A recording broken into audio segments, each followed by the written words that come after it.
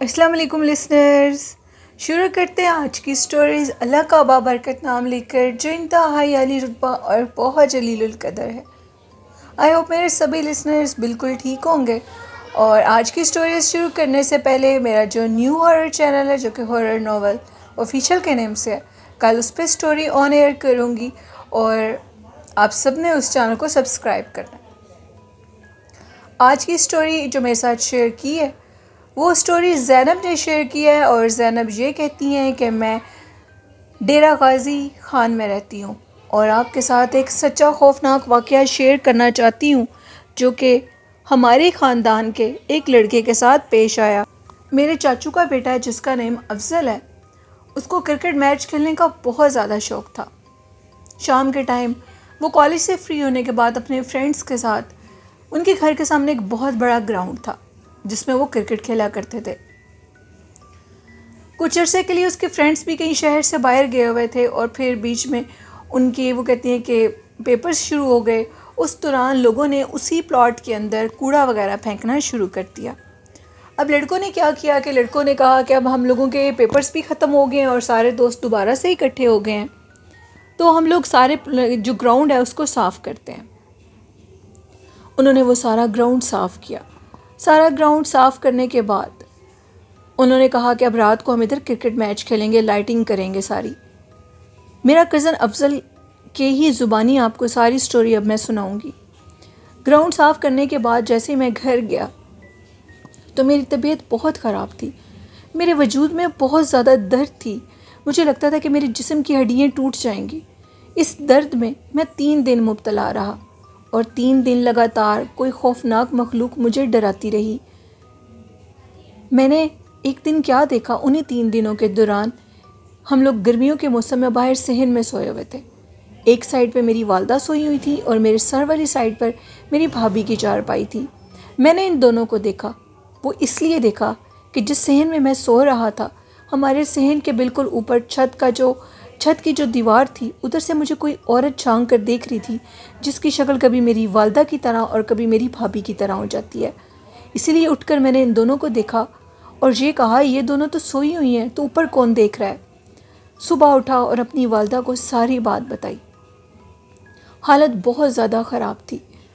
वजूद के दर्द ने मुझे तोड़ के रख दिया था। मुझे एक मौलवी साहब के पास ले जाया गया। मौलवी साहब ने मुझे दम किया और दम करने के बाद ये कहा कि तुम्हारे ऊपर कोई भारी असर हुआ है, इसलिए तुम्हें ये तवीज़ात और कुछ वज़ाइफ करने होंगे। मैंने वो तवीज़ात इस्तेमाल किए और वज़ाइफ भी इस्तेमाल किए। ये उस दिन से काम शुरू हुआ था जिस दिन से मैंने उस ग्राउंड की सफाई की थी। एक दफ़ा अब इस तरह हुआ कि मुझे कहीं जाना था, किसी काम के सिलसिले में घर से बाहर जाना था। मुझे रात का टाइम था, तकरीबन 8 बजे का। शदीद सर्दियों का मौसम था। मुझे महसूस हो रहा था कि जैसे मेरे पीछे कोई चल रहा हो। मैं पीछे से पलट के देखता था तो पीछे कोई नहीं होता था। फिर मैंने चलना शुरू कर दिया। थोड़ी देर बाद मुझे फिर महसूस हुआ कि जैसे कोई पीछे चल रहा हो। अब की बार जब मैंने पीछे से देखा तो उस टाइम पर मैं अपने जो शहर के चौक में पहुंच चुका था और उधर करीब में ही एक होटल भी था, चाय का होटल। मैंने पीछे से देखा कि एक बुज़ुर्ग शख्स जो कि हुलिये से दरवेश लग रहा है और मुझे रोक कर ये कहता है कि मुझे चाय का एक कप पिला दो। वो बुज़ुर्ग थे बहुत ज़्यादा, उनको देखकर ही मुझे उनकी बात का इनकार करने को दिल ही नहीं चाहा और मैं उनको होटल की तरफ ले गया और उधर बिठाकर उनको चाय का मैंने ऑर्डर दिया, अपने लिए भी और उनके लिए भी। अब वो चाय बना कर लाया तो मैं भी चाय पीने लगा और वो बुज़ुर्ग शख्स भी, जो कि मेरा नाम तक नहीं जानते थे, जिनको मैं नहीं जानता था। अब वो चाय जैसे एक सीप चाय का लेते तो मुझे ये कहते कि बताओ अफजल, क्या मुश्किल चल रही है आजकल। तुम्हारी मुश्किल का हल निकल आया है। जो भी तुम्हें तंग करेगा वो परेशान हो जाएगा, हम उसको छोड़ेंगे नहीं।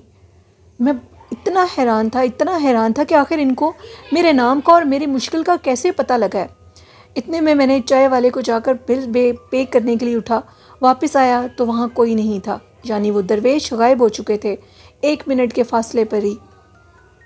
मैं बहुत डर गया और जिस काम के सिलसिले में घर से बाहर निकला था उस काम को मुलतवी कर दिया और घर वापस आ गया। اب کچھ تقریباً 3-4 دن کے بعد یہ کام ہونے لگا کہ مجھے کوئی بھی تنگ کرتا تھا یا تو وہ بیمار ہو جاتا تھا یا اس کو کوئی چوٹ لگ جاتی تھی، اور ان کی اس شخص کی حالت خراب ہونے لگ جاتی تھی جو بھی مجھے تنگ کرتا تھا، مذاق میں بھی۔ یہ سب کچھ انہی درویش کا کیا دھرا تھا، یعنی وہ میرے لیے دعا کر کے گئے تھے۔ لیکن اچانک پھر کیا ہوا، جب میں اپنے اسی پرانے گھر میں آ کے رہنے لگ جاتا تھا، یعنی جس میں ہم لوگ رہ رہے تھے، میرے بابا نے ایک نیا گھر بنانا شروع کیا ہوا تھا، لیکن تب تک ہمیں اسی پرانے گھر میں رہنا تھا جو کہ مشہور تھا، یہاں پر جنات یعنی جن رہتے ہیں، ہمارے گھر کے چھت کے اوپر جن رہتے ہیں۔ کچھ عرصے کے بعد میری کیا حالت ہونے لگی، وہ یہ کہ میں اتنا کھاتا تھا، میں اتنا موٹا ہو چکا تھا کہ جس کی کوئی انتہا نہیں ہے۔ میں چلنے پھرنے سے قاصر ہو چکا تھا، میرا پیٹ اس قدر بڑھ چکا تھا، ہر 2 گھنٹے کے بعد مجھے بھوک لگ جاتی تھی اور میں 6-6 7-7 روٹیاں کھانے لگتا تھا، مجھے کچھ ہوش نہیں رہتی تھی۔ بالآخر میرے دوستوں نے کہا کہ اب تمہیں کرکٹ میچ کھیلنا چاہیے اور تم ہمارے ساتھ چلو تاکہ تمہارا جو اتنا ویٹ بڑھ چکا ہے یہ کم ہو۔ میں پاؤں زمین پہ رکھتا تھا تو مجھے لگتا تھا کہ میرے سارے جسم کی جو ہڈیاں ہیں وہ ٹوٹ جائیں گی، مجھے کچھ ہوش نہیں رہتا تھا۔ اب مجھے دوبارہ ایک اور مولوی صاحب کے پاس لے جایا گیا اور انہوں نے مجھے دیکھا اور یہ کہا کہ لڑکے کو کچھ بھی نہیں ہے۔ میرے حساب کتاب کے مطابق تو اس کو کچھ نہیں ہے۔ مجھے پھر ڈاکٹر کے پاس لے جایا گیا۔ بالآخر مجھے ایک ڈاکٹر کے پاس لے جایا گیا کیونکہ مولوی صاحب نے بھی اب مجھے دیکھ کر یہ کہہ دیا کہ لڑکے کو کچھ بھی نہیں ہے۔ مجھے ڈاکٹر کے پاس جب لے کر گئے میرے والد صاحب، تو انہوں نے میری ساری رپورٹس کلیئر کر دیں، کوئی دوائی اثر نہیں کر رہی تھی، جو جسم کا وزن تھا وہ دن بدن بڑھتا جا رہا تھا۔ خیر مجھے دوبارہ گھر لے جایا گیا اور ڈاکٹر نے یہ کہا کہ آپ ایکسرسائز کریں۔ وجود اتنا بھاری تھا کہ پیروں کے اوپر وزن ڈلتا تھا تو پیروں میں درد ہونے لگ جاتی تھی۔ میں آپ کو یہ بتاؤں کہ ہم لوگوں کا یہ جو پرانا گھر یعنی چھوٹے والا گھر، اس کے اوپر چھت پر ایک برآمدہ بھی بنا ہوا تھا۔ اکثر ہم لوگوں کے جب ریلیٹیوز آتے تھے تو اسی برآمدے میں سردیوں کے موسم میں چارپائیوں پہ سویا کرتے تھے۔ عام روٹین میں سردیوں کے موسم میں ہم بھی ادھر سویا کرتے تھے، ہم لوگوں کو عادت تھی برآمدے میں سونے کی۔ ہم لوگ آگے جو چک بنی ہوتی ہیں، عجیب سی وہ جو لکڑی کی چک بنی ہوتی ہیں، وہ آگے لگا دیا کرتے تھے اور اندر سردی بالکل نہیں آتی تھی اور ہمیں بہت اچھا محسوس ہوتا تھا۔ اسی برآمدے کے بالکل سامنے ایک کیکر کا پرانا درخت تھا، کہا جاتا تھا کہ اس کے اوپر بھی بہت زیادہ جنات ہے، اسی وجہ سے ہم اس گھر کو چھوڑنا چاہتے تھے۔ ایک دن اس طرح ہوا کہ ہم لوگوں کے گھر میں کچھ ریلیٹیوز آئے ہوئے تھے اور میرے والد صاحب کے ساتھ میری چارپائی ہوتی تھی، تو اس دن میں اپنے والد صاحب کے ساتھ سو نہیں سکا تھا، تو ان کے ساتھ ہم لوگوں کے گھر جو گیسٹ آئے تھے ان کی چارپائی تھی، اور اس دن میں نے یہ ڈیسائیڈ کیا کہ میں آج کمرے میں اکیلا سوؤں گا۔ کمرے کی ونڈو بھی اسی کیکر کے درخت کی طرف کھلتی تھی۔ صبح میں اٹھا، میں واش روم میں جیسے ہی جانے لگا تو میں نے اپنے کمرے کے پردے ہٹائے تو کیکر کے درخت کے اوپر مجھے 2 بچوں کے کالے سیاہ سائے نظر آئے، جو کہ میری آنکھوں کے سامنے درخت کے اوپر سے اترے ہیں اور اتر کر باہر سڑک کی طرف جا رہے ہیں، اور میرے دیکھتے دیکھتے دوبارہ سڑک سے وہ مڑے ہیں اور اسی کیکر کے درخت کے اندر غائب ہو گئے ہیں۔ میں بہت زیادہ ڈر گیا۔ مہمانوں نے 2 سے 3 دن ہمارے گھر رہنا تھا۔ میں جلدی سے واش روم سے ہو کر نہا دھو کر نیچے چلا گیا۔ اب میں بہت زیادہ ڈرا ہوا تھا۔ کچھ عرصے کے بعد خود بخود اب میرا جو وزن بڑا تھا وہ گھٹنے لگ گیا، وہ کم ہونے لگ گیا، اور میرے وجود میں اس قدر درد رہتی تھی کہ میری ہڈیاں ٹوٹ جائیں گی جیسے۔ نیکسٹ ڈے جب میں دوبارہ سونے کے لیے ہم لوگ اوپر گئے تو میں آپ سب لوگوں کو یہ بتانا چاہتا ہوں، ہم لوگوں کے گھر کے اندر ایک سرخ رنگ کی چارپائی ہے۔ بچپن سے سنتے آ رہے ہیں کہ سرخ رنگ کی چارپائی کے اوپر کوئی نہیں سو سکتا، جو بھی سوتا ہے جنات اس کو سونے نہیں دیتے بلکہ اس کو تنگ کرتے ہیں۔ اس چارپائی کا جو اسیب ہے وہ کسی کو اپنے قریب آنے نہیں دیتا، اور اس رات مجھے اسی چارپائی پہ سونا تھا کیونکہ میں اندر کمرے میں سونے سے ڈر رہا تھا۔ میں نے کیکر کے درخت کے اوپر جو کالے سائے دیکھے تھے ان کو دیکھ کر میں بہت خوف زدہ تھا۔ خیر میں اس چارپائی پہ سو گیا۔ آدھی رات کے ٹائم مجھے محسوس ہوا کہ جیسے میرے پیروں کے قریب کوئی آیا ہے اور اس نے مجھے زور سے ہاتھ لگایا ہے۔ جیسے اس نے مجھے ہاتھ لگایا تو میں ڈر گیا۔ تھوڑی دیر کے بعد مجھے یوں محسوس ہو رہا تھا کہ جیسے میرے قریب بچے کھیل رہے ہوں، ڈھیر سارے بچوں کی کھیلنے کی آوازیں۔ جیسے میری آنکھ کھلتی تھی تو سب سوئے ہوتے تھے، وہ بچوں کی آوازیں صرف مجھے ہی تنگ کرتی تھیں۔ ساری رات یہ سلسلہ جاری رہا۔ ہمارے بڑے بزرگ یہ بتاتے تھے کہ پرانے وقت میں کیکر یہ جو سرخ چارپائی ہے یہ ہم لوگوں کے اسٹور میں پڑی ہوتی تھی۔ میری دادی اماں ایک دن اسٹور سے کوئی چیز لینے کے لیے گئی تو وہ کیا دیکھتی ہیں کہ ایک بزرگ عورت جو کہ سفید لباس میں تھی وہ اس کے اوپر بیٹھی ہوئی تھی، اور میری دادی اماں کے دیکھتے دیکھتے ہی وہ غائب ہو گئی۔ وہ پیلے رنگ کے لباس میں تھی اور سفید دوپٹے میں تھی۔ میری دادی اماں کہتی ہیں میں نے اپنی جاگتی آنکھوں سے اپنے گھر میں ایک ایسے وجود کو دیکھا جو کہ ہمارے گھر میں نہیں ہے۔ کہا جاتا تھا کہ اس سرخ چارپائی کے اوپر جنات رہتے ہیں، اٹھتے بیٹھتے ہیں۔ میرے والد صاحب بھی یہی کہتے تھے کہ اکثر میں صبح جب اٹھا کرتا تھا تو اسٹور میں سے کپڑے اٹھانے کے لیے جاتا تھا آفس جانے سے پہلے، تو ان کو اس چارپائی کے اوپر کبھی کوئی بچہ نظر آتا تھا تو کبھی ایک مرد نظر آتا تھا۔ مختلف لوگوں کو مختلف چیزیں اس چارپائی کے اوپر نظر آتی تھیں۔ خیر، اب مجھے میری حالت جو کہ دن بدن اور زیادہ ورس ہوتی جا رہی تھی، میری جسم کی ہڈیاں ایسے لگتا تھا کہ جیسے اب ٹوٹ جائیں گی۔ مجھے ایک بہت بڑے عالم کے پاس لے جایا گیا۔ ان عالم صاحب نے مجھے دیکھا اور دیکھنے کے بعد یہ ڈیسائیڈ کیا کہ وہ اب ہمارے گھر آئیں گے، کیونکہ بچے کے وجود کے اوپر فی الحال اس ٹائم کچھ بھی اثر نظر نہیں آ رہا۔ وہ کہتے ہیں کہ وہ ہمارے گھر آئے، انہوں نے ہمارے سارے گھر کا جائزہ لیا۔ سارے گھر کا جائزہ لینے کے بعد انہوں نے یہ بتایا کہ ہم لوگوں کے گھر میں 7 افراد رہتے ہیں جنات کے، جن میں 3 مرد اور 4 عورتیں ہیں۔ بچے بھی رہتے ہیں، جو کہ بچے اس گھر کے اندر نہیں رہتے، وہ کیکر کے درخت پر رہتے ہیں، اور وہی آپ کے بچے کے وجود کے اوپر اثر انداز ہوئے ہیں۔ اگر آپ اس گھر کو نہیں چھوڑیں گے تو وہ آپ کے بچے کو پکڑ لیں گے۔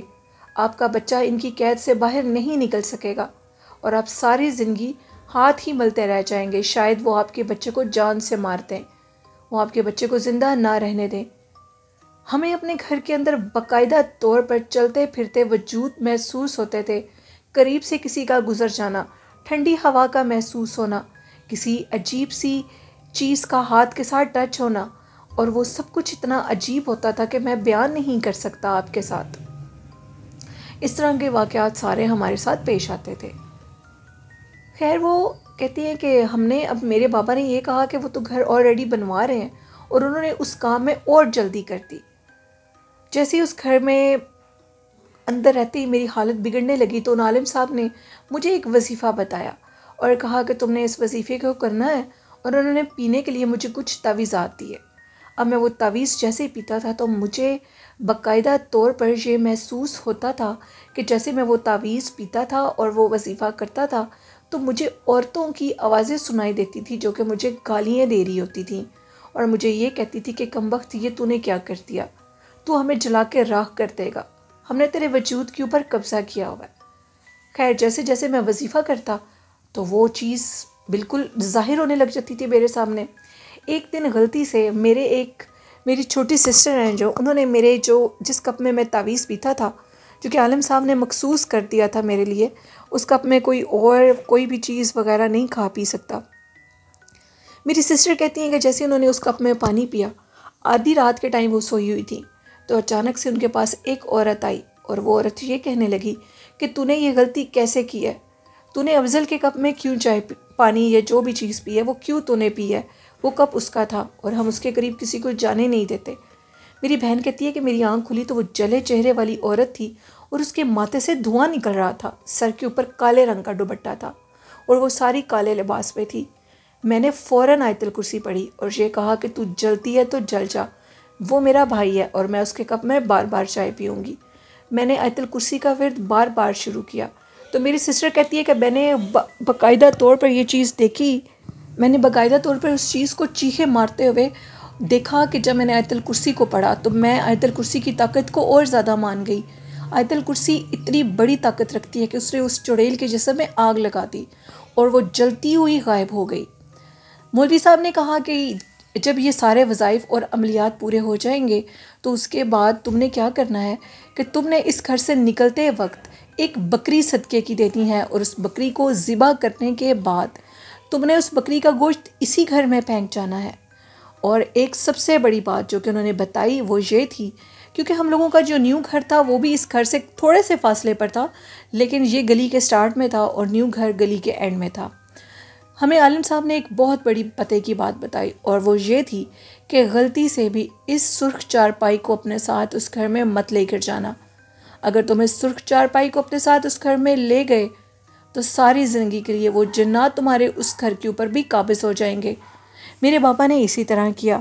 ہم نے جب اپنا نیا گھر بنا لیا، سب کچھ ریڈی ہو گیا، تو جیسے عالم صاحب مولوی صاحب نے ہمیں بتایا وہ یہ تھا کہ میں نے اس گھر سے سب سے پہلے نکلنا ہے، اور میرے اوپر سے اس بکری کو اٹھا کر 7 چکر کا صدقہ دینا ہے، اور دوبارہ پلٹ کے مجھے اس گھر کے اندر نہیں آنا۔ ایسے ہی کیا میرے والدین نے، انہوں نے 7 چکر دیے میرے سر کے اوپر سے۔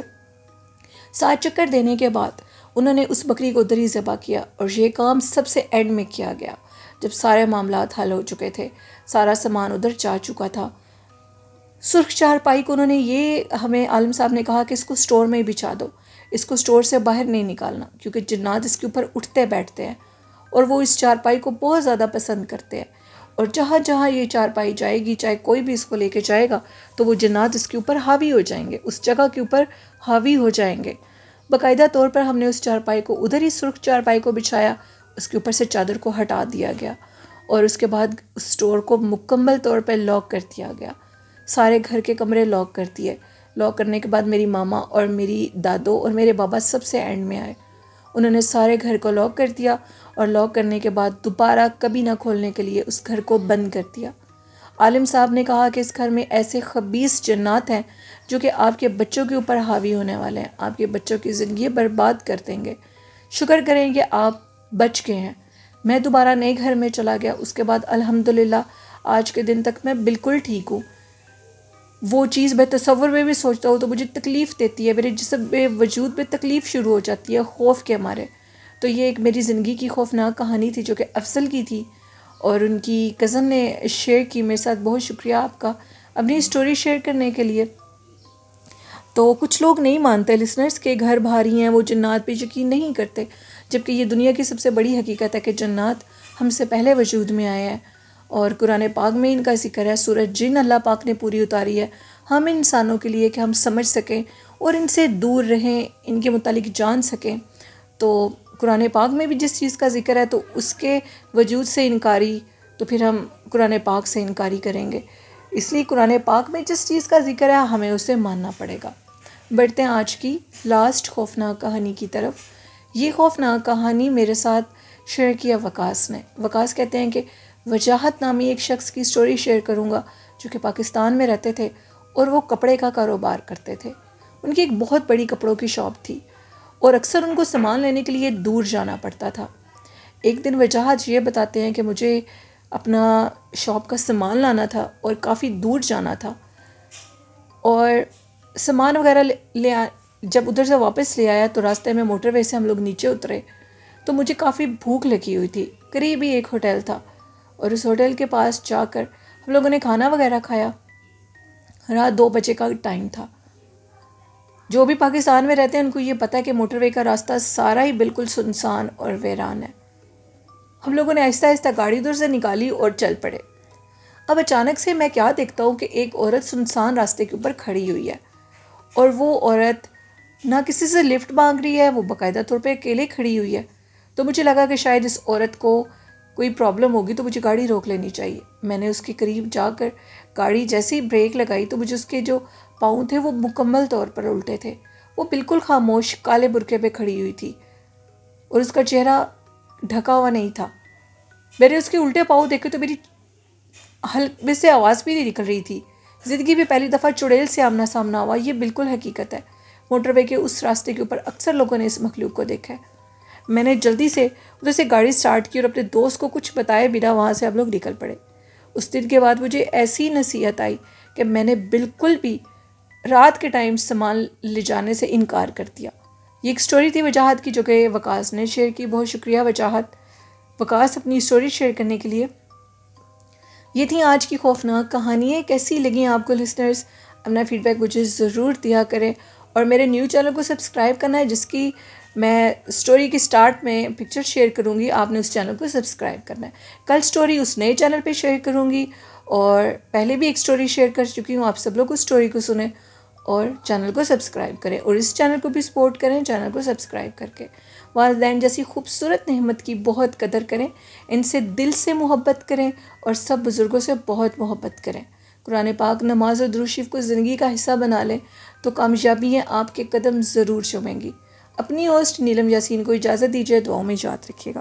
اللہ حافظ۔